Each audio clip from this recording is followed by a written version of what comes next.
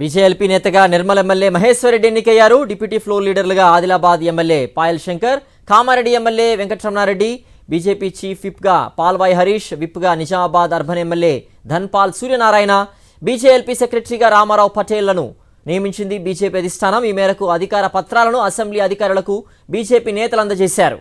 మరింత సమాచారం మా ప్రతినిధి విక్రమ్ అందిస్తారు. విక్రమ్, బీజేఎల్పీ నేతగా మహేశ్వర్ రెడ్డి ఎన్నికకి సంబంధించి అలాగే మిగతా నాయకుల నియామకానికి సంబంధించిన పూర్తి అప్డేట్స్ ఏంటి? సిద్ధు, బీజేపీ శాసనసభాపక్ష నేతగా నిర్మల్ ఎమ్మెల్యే మహేశ్వర్ రెడ్డిని ఎన్నుకున్నారు. 60 రోజులు కావస్తుంది. దాదాపుగా ఎట్టకేలకు బీజేపీ నేతగా నిర్మల్ ఎమ్మెల్యే మహేశ్వర్ రెడ్డిని ఎన్నుకున్నారు.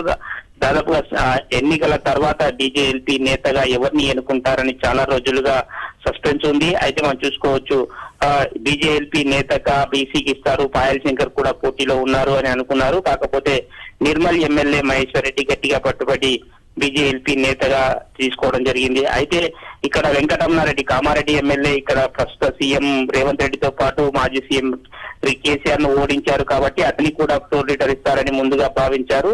అయితే మహేశ్వర్ రెడ్డి ఆ స్థానాన్ని ఎగిరేసుకుపోయారని చెప్పుకోవచ్చు. బీజేపీ నేతగా ఆయన నియమించారు. అదేవిధంగా డిప్యూటీ ఫ్లోర్ లీడర్ గా ఆదిలాబాద్ ఎమ్మెల్యే పాయల్ శంకర్, కామారెడ్డి ఎమ్మెల్యే వెంకటరమణారెడ్డిని ఎన్నుకున్నారు. అయితే మనం చూసుకోవచ్చు, దీంతో మిగతా ఎమ్మెల్యేలందరికీ ఏదో రకంగా చూసినప్పటికీ రాజాసింగ్, గోషామహల్ ఎమ్మెల్యే రాజాసింగ్ కు మాత్రం ఎటువంటి బాధ్యతలు అప్పగించలేదు.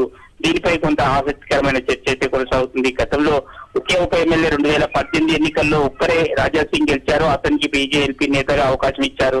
ఆ తర్వాత ఈటెల రాజేందర్, రఘునందన్ కూడా గెలిచినప్పటికీ రాజాసింగే కంటిన్యూ అయ్యారు. కానీ ఇప్పుడు బీజేపీ నేతగా 8 మంది ఎమ్మెల్యేలు ఎన్నికయ్యారు. బీజేపీ నేతగా మహేశ్వర్ రెడ్డికి బాధ్యతలు అప్పగించారు.